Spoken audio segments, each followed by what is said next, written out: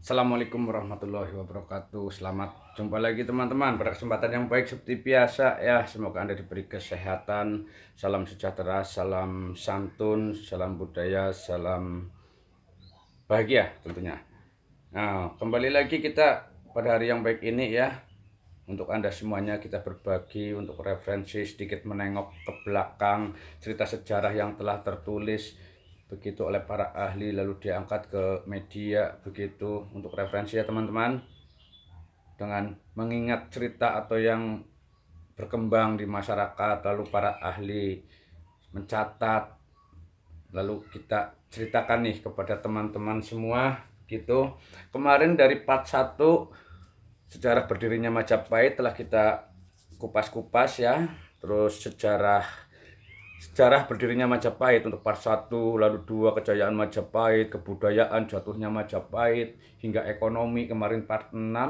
Sekarang kita lanjut untuk part 7 teman-teman.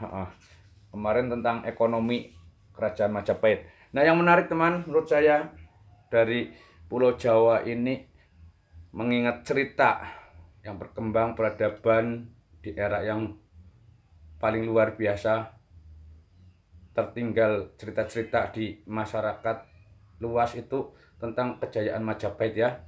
Waktu itu abad kejayaan, kalau menurut saya abad kejayaan Majapahit itu dimulai dari Tribuana Wijaya Tunggadewi waktu mengangkat Gajah Mada menjadi seorang Mahapatih atau Patih Amengkubumi.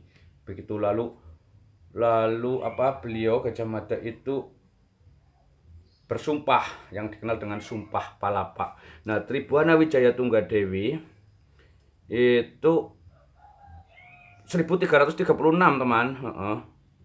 Ini menunjuk Gajah Mada sebagai Mahapati pada saat pelantikan Gajah Mada mengucapkan Sumpah Palapa. Nah, seperti apa Sumpah Palapanya nanti kita akan tengok. Mungkin untuk besok-besok kita ketemu di part berapa. Akan ketemu, insya Allah ketemu. Nah, sekarang kita lanjut teman.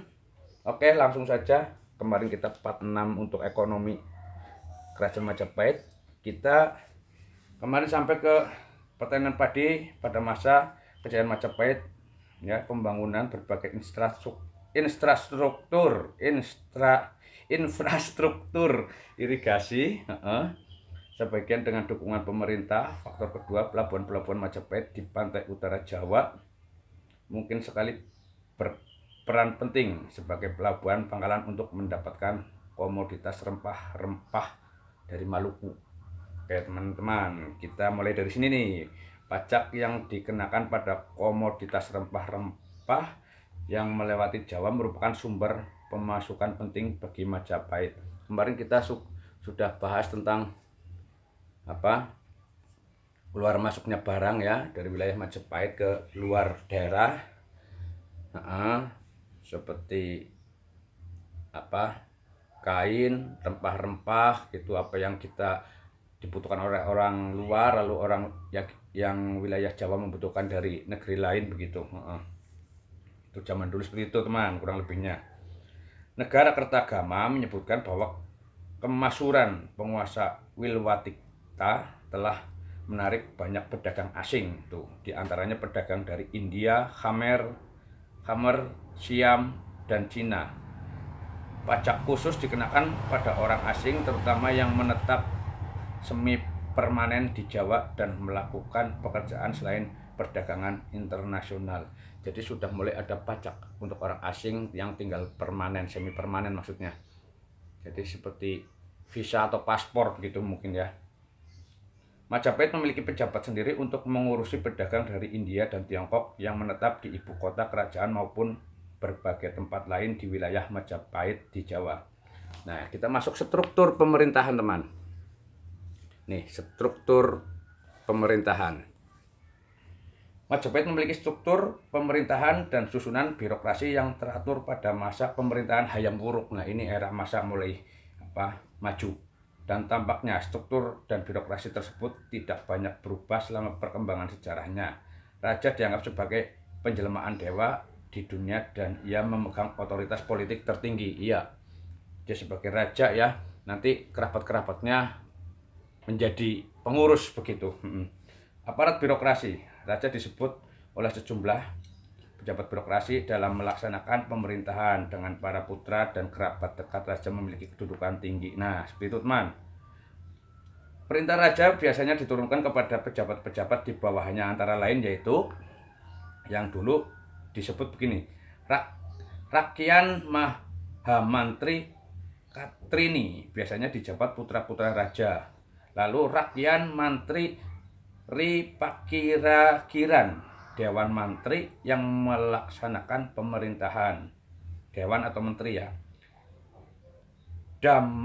Damad Dyaksa, para pejabat atau di bidang hukum ya, keagamaan. Dama Upapati, para pejabat keagamaan. Nah, begitu teman.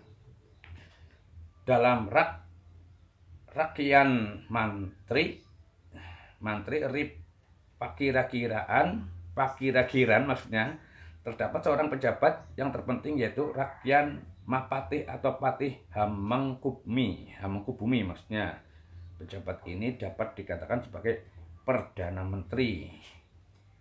Nah, Perdana Menteri yang bersama-sama raja dapat ikut melaksanakan kebijaksanaan pemerintahan teman gitu.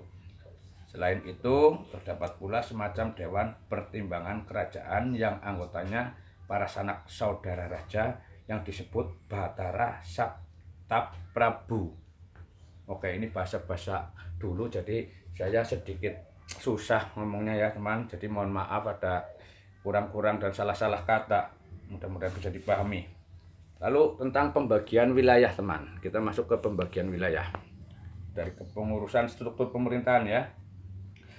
Kawasan inti Majapahit dari provinsi dalam kurung mancanegara maksudnya di kawasan Jawa Timur dan Jawa Tengah, termasuk Pulau Madura dan Bali. Itu kawasan kekuasaan yang paling pokok.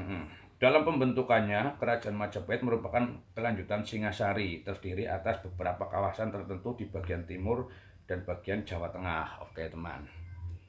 Daerah ini diperintah oleh Uparaja yang disebut Paduka Batara yang bergelar Bre atau Batara I ya. Gelar ini adalah gelar tertinggi bangsawan kerajaan. Jadi kerabat-kerabatnya itu menjadi pemimpin-pemimpin di daerah-daerah pengurus ya. Biasanya posisi ini hanyalah untuk kerabat dekat saja. Tugas mereka adalah untuk mengelola kerajaan mereka. Nah, jadi diberi tanah perdikan membangun kerajaan-kerajaan kecil. Gitu. Kemungkinan seperti itu pendapat saya teman. Jadi tugas mereka adalah untuk mengelola kerajaan mereka. Memungut pajak dan mengirimkan upeti ke pusat, mengelola pertahanan di perbatasan daerah yang mereka pimpin. Selama masa pemerintahan Hayam Wuruk 1350 sampai dengan 1389, ada 12 wilayah Majapahit yang dikelola oleh kerabat dekat raja. Hierarki dalam pengklasifikasian ini susah banget ini, pengklasifikasian ya tetap. Oke, maaf ya teman. Jadi seperti klarifikasi lah ya maksudnya. Wilayah di Kerajaan Majapahit dikenal sebagai berikut. Bumi kerajaan diperintah oleh raja. Bumi kerajaan diperintah oleh raja. Oke, begitu teman. Kita lanjut. Ini mancanegara, area yang melingkupi negara agung. Area ini secara langsung dipengaruhi oleh kebudayaan Jawa dan wajib membayar upeti tahunan. Akan tetapi area-area tersebut biasanya memiliki penguasa atau raja pribumi yang kemungkinan membentuk persekutuan atau menikah dengan keluarga kerajaan Majapahit. Oke, jadi hubungannya seperti itu. Kerajaan Majapahit menempatkan birokrat dan pegawainya di tempat-tempat ini dan mengatur kegiatan perdagangan luar negeri mereka dan mengumpulkan pajak. Namun mereka menikmati otonomi internal yang cukup besar. Jadi hanya kena upeti, mereka tetap berwenang di wilayah kerajaannya. Kurang lebih begitu teman menurut saya.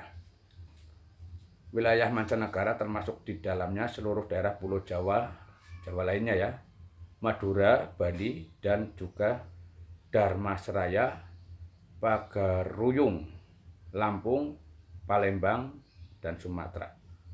Oke teman, sampai di sini kita lanjut untuk besok ya, pada kesempatan yang berbeda. Semoga bermanfaat. Nah, ini masih kita kutip dari Wikipedia, teman. Kita baca-baca, semoga bermanfaat, menjadi referensi untuk kita semua. Dan mohon maaf apabila ada salah kata, karena kita hanya membaca, di sini ada tulis. Jadi terima kasih, salam santun, salam damai, salam sejahtera. Wassalamualaikum warahmatullahi wabarakatuh. Rahayu, rahayu, rahayu.